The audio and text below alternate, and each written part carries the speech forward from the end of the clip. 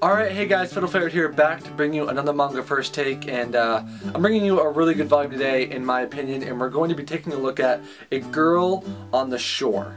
So this is a release by Vertical, or is it Vertical, or is it like Vertical Inc? I can't remember anymore. They changed a little bit, but anyway, the art in this manga is beautiful. Like, as you can see, it's a really big volume compared to I can do a little comparison for you here. You can kind of see like how it is. So this is a really hardy volume, and the art in this volume is stunning in my opinion. It is so well done. The detail, mostly with the backgrounds, but even with the characters. But this series is very interesting, and it's definitely a more mature series. This is one of those series you'll find in plastic, but not in plastic as in a Monster Musume series. This is more of a, there are some really adult themes in this series, so this is not for younger kids. This is 18 plus, this is it right here in the back. But the story mostly revolves around these two younger, more preteen, I guess teenager. It says, I don't even believe they're in high school yet, because I believe it references several times how getting into high school. So I think they're more of that, like probably like 12, 13. Is that like before, is that middle school age? I don't know, but as you can tell, they're just before high school. And so it revolves around them. The girl, she definitely seems to be pressured into sexual acts with, she's confused about how, you know, love is really supposed to work, and she's gotten herself in some bad situations with some bad guys.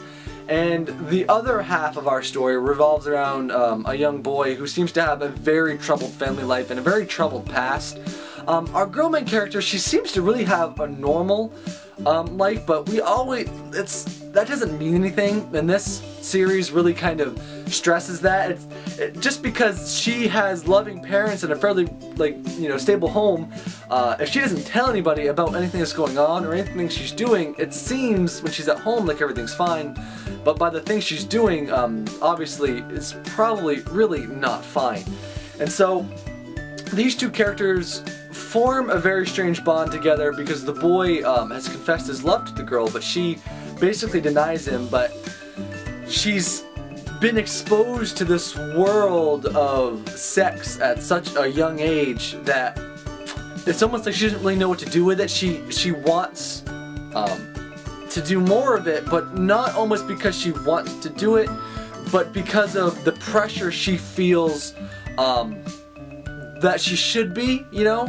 And so these two form this very strange relationship where all it is basically sexual acts and exploring that realm. But as time goes on, it becomes this very twisted story of their two emotions, and dealing with school, and dealing with other kids, and dealing with other love interests. And you really get a feel for the young boys. As the story goes on, you really start to see into his life more. His mom is never in the picture, his dad is almost never home, and then you find out other stuff about his life that has made his past very dark and has given him some very, you know, dark suicidal thoughts. Not to spoil too much, but some really dark materials for young people like him to deal with so young. And so the story really revolves around, and it comes back to a lot of the times, the beach and the shoreline, and that's where a lot of really heavy things happen. And so if you are interested at all in this series and stuff, excuse me, about this series, be warned, because there are many depictions of, you know, more underage kids, I guess you would say, you know, having sex basically. And various, and people possibly even being forced to, or not really, like, but people being pressured into those situations.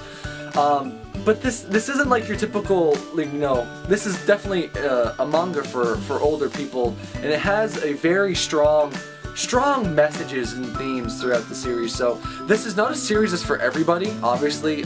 Definitely be 18 plus if you do pick this up. But the story is so rich, and the art is so amazing, and the themes in this are dark, but they are also inspiring in a way. And so if you like more of a real life heavy for adults kind of manga, this is something that I really recommend you check out. It was really deep, and I thought it was really good, so I think you guys should check this out if you are of age and like stories that are heavier and not always about high school kids with magical powers, but more real life applications and some of the dark times people go through. But anyway, guys, I do hope you feel like checking this out from Vertical, and I've been Fatal Ferret, and I will see you back on the prowl next time. Bye bye.